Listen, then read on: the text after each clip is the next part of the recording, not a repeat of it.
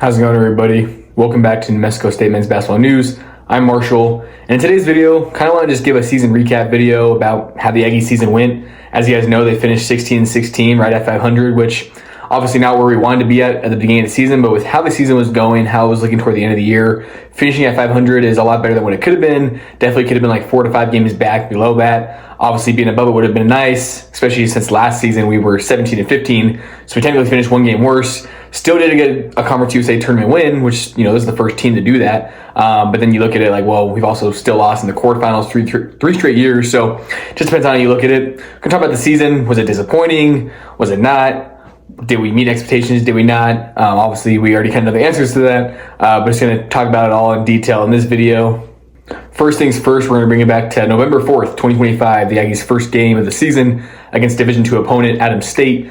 Right from the start, the Aggies looked pretty good. They built up a pretty big lead by about 16 points, which is what you would expect them to do against a Division II team. Then Adams State started running a little bit of a press that the Aggies struggled with. That was a little concerning. The Aggies were going to win that game. There was no concern if they were going to win or lose. They rose up by at least 8 to 9 or more. Only ended up winning by 11 points though, which the Aggies were expected to win by a lot more than that with all the hype going into the season. But it was just one game. You could see the talent that they had. Jamel Jones had a great game, 23 points on high efficiency. Didn't get a whole lot of help from his teammates. Juice played a good game overall. Still were 1-0 and still had another, Division II opponent to play before the big UNM game. Other than the Adams State game when they started off hot, they didn't do that against Highlands. Highlands was actually the one that started off hot. I believe they led by as much as 6, 11-5.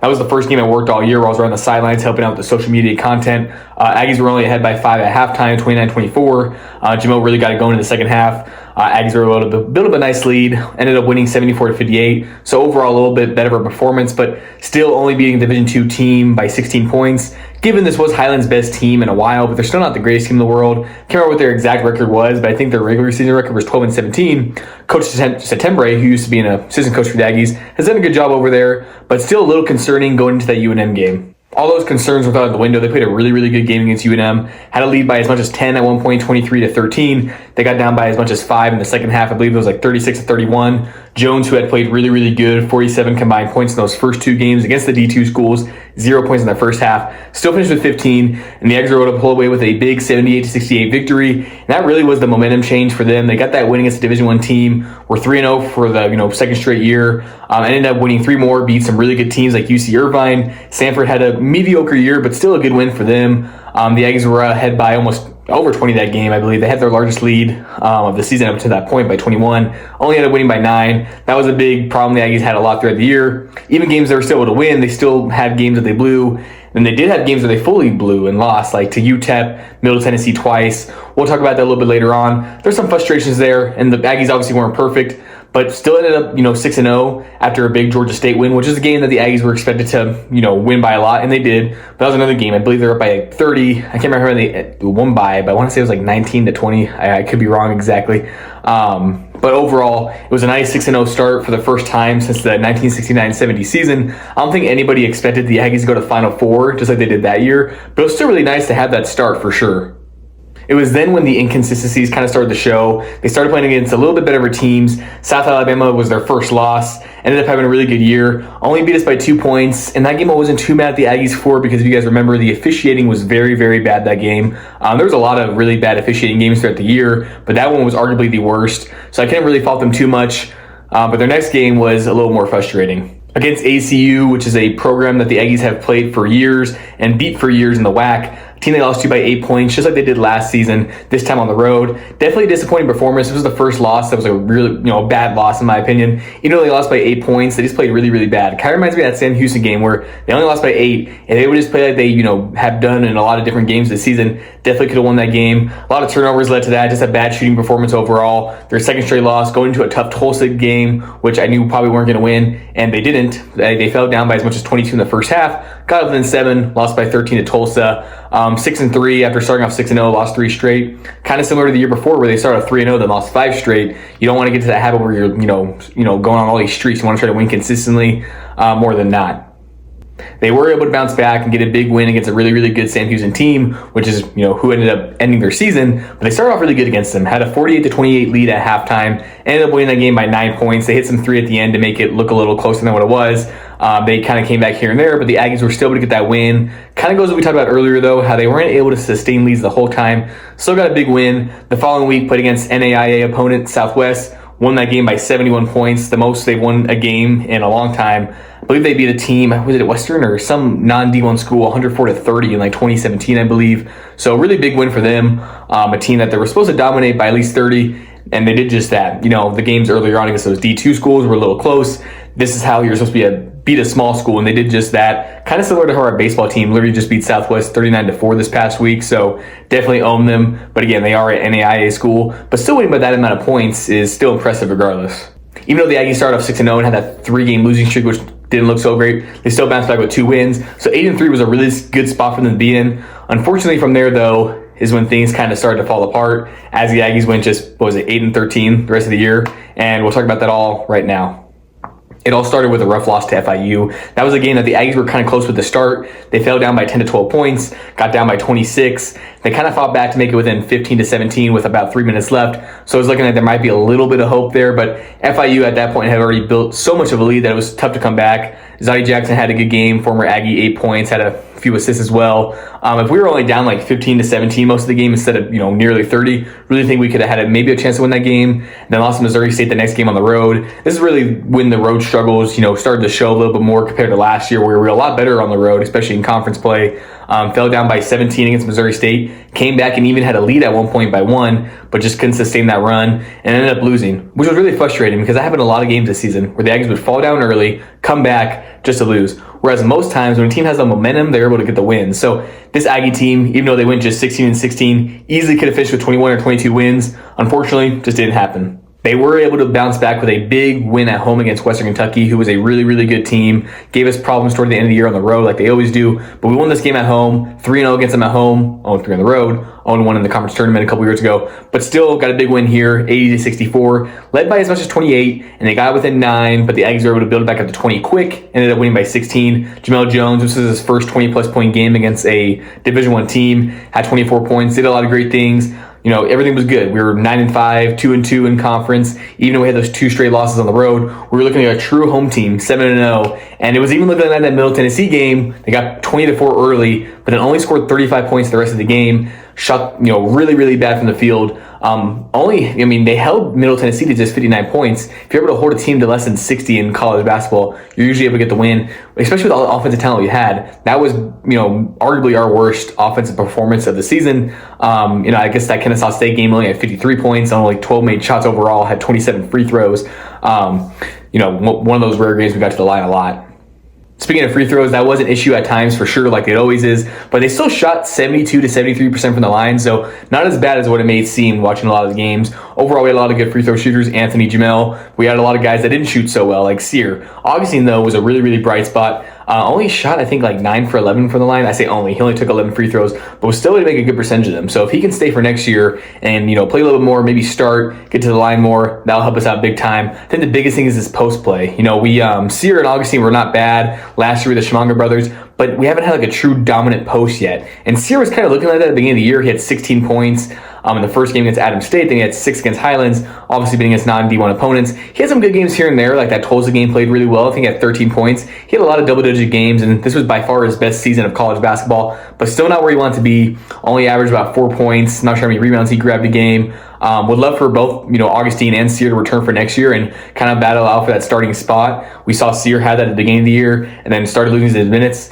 And we didn't have a true center starting a lot. It was a lot of Juice playing the 5, which he's a versatile player and can do so. But it'd be really nice if we can have like a double-double machine, at center for this next season. I think that'll go a long way and help the Aggies, improve from 16, 17 win seasons to having 20-plus win seasons like the program is accustomed to and like the fans are used to.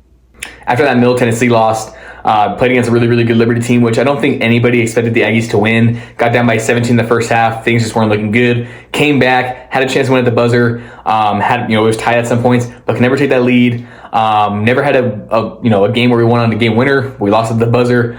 Jamel Jones missed a 3. That was like a big heartbreaking game, and one of many heartbreaking losses. Like I said, this Aggie team, if things would have just gone their way more than not, definitely could have had over 20 wins for sure, just like I kind of predicted going into the season, and just like a lot of fans predicted, with them being picked to finish third in conference by Conference USA itself, finished as 10th.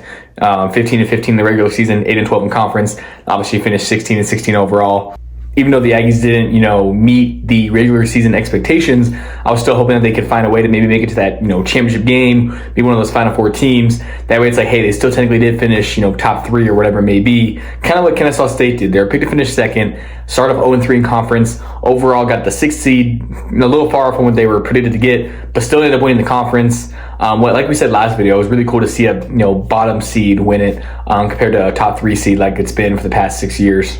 After that Liberty loss, the Aggies bounced back and got their first road win of the year against Delaware by 29 points, 97-68. Marco Doyle came in off the bench, hit a big 3 at the end, which was nice to see. Gabe Pickens, that was the first game he didn't play a whole lot, earned a starting, spot back, but still hit a 3 that game, which was nice. And even though they were just 3-4 in conference, it was a good win. It was nice to get back on track. They were 10-7 at the point. So even though things weren't looking as where we wanted to be at, it was still early, still a lot of time to improve, and we were trying to remain optimistic as fans. And the Aggies lost 4 in a row, 3 of them being at home, which is very unfortunate to see. Missouri State, a game they fell down like 23-6 early, got back up by 6 at one point.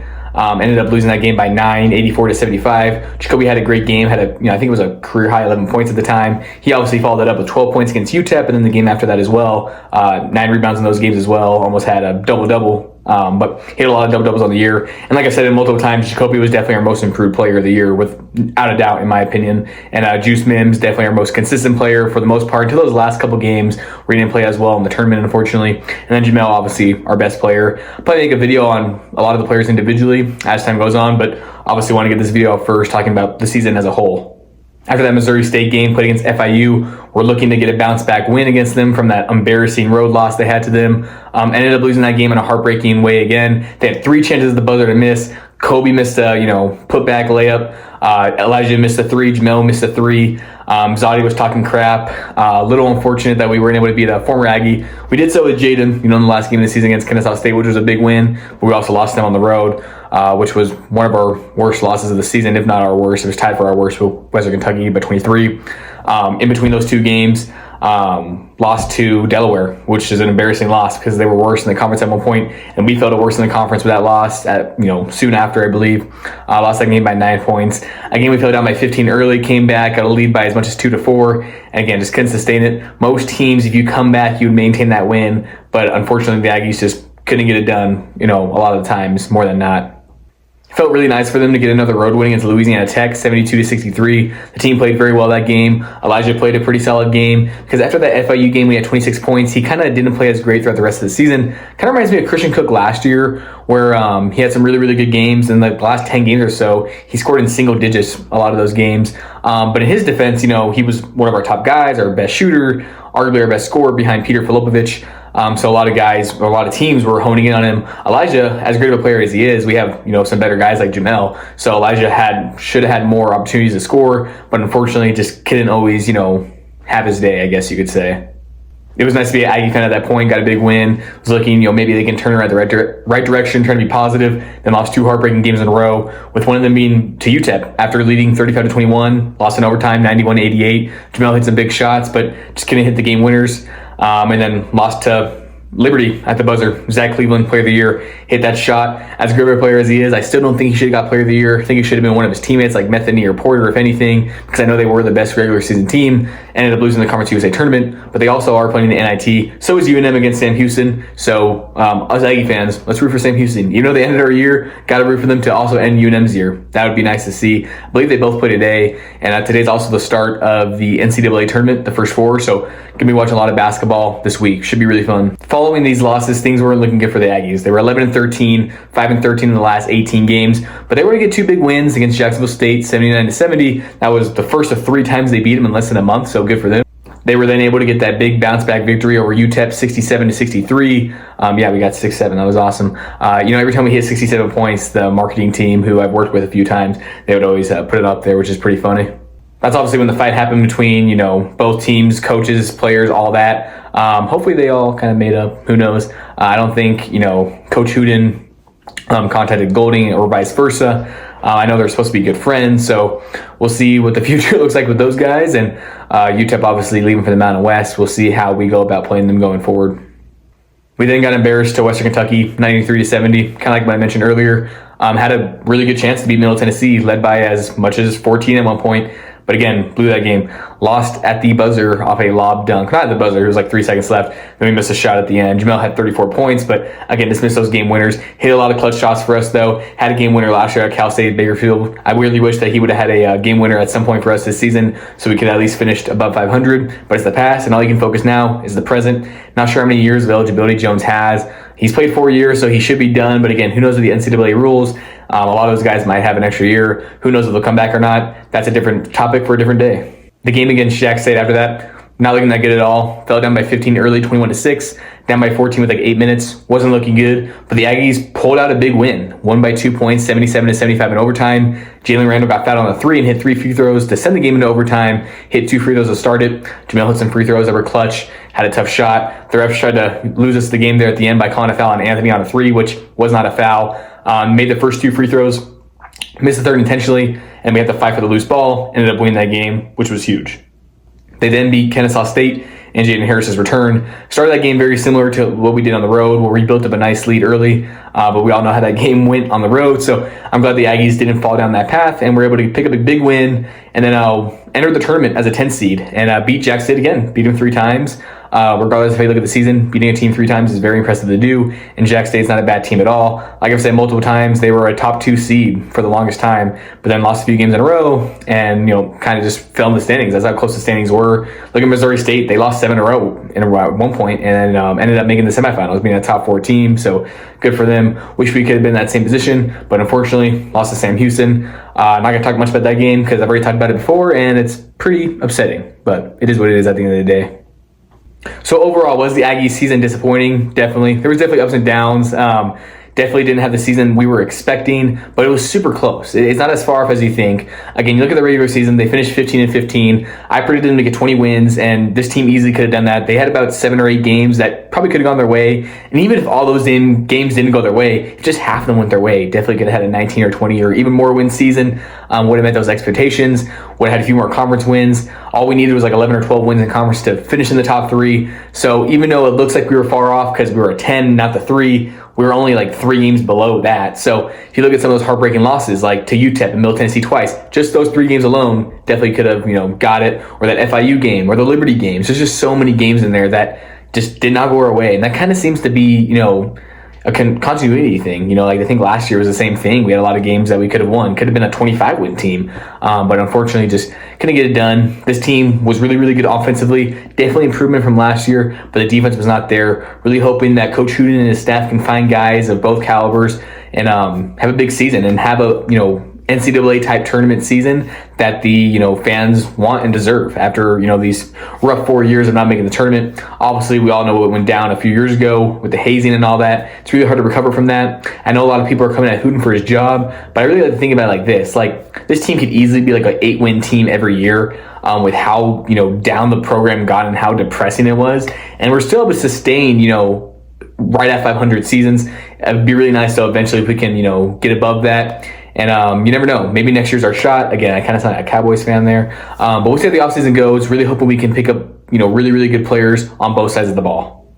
Let me know in the comments below what you guys thought of the season. Was it disappointing? Did the Aggies meet your expectations? What do you think? Because even though they started off 6-0, they had those rough games against the D2 schools. So that kind of played into a role and played into effect of their struggles later down the year. But what do you guys think? Who were your guys' favorite players to watch? Fan favorites? You know, sometimes the fan favorites aren't always even the best players. So let me know in the comments below what you guys all think. I'll definitely get more videos up throughout the off season and talk about some players that the Aggies might possibly sign coming up. Thank you guys for watching this video, and I'm out.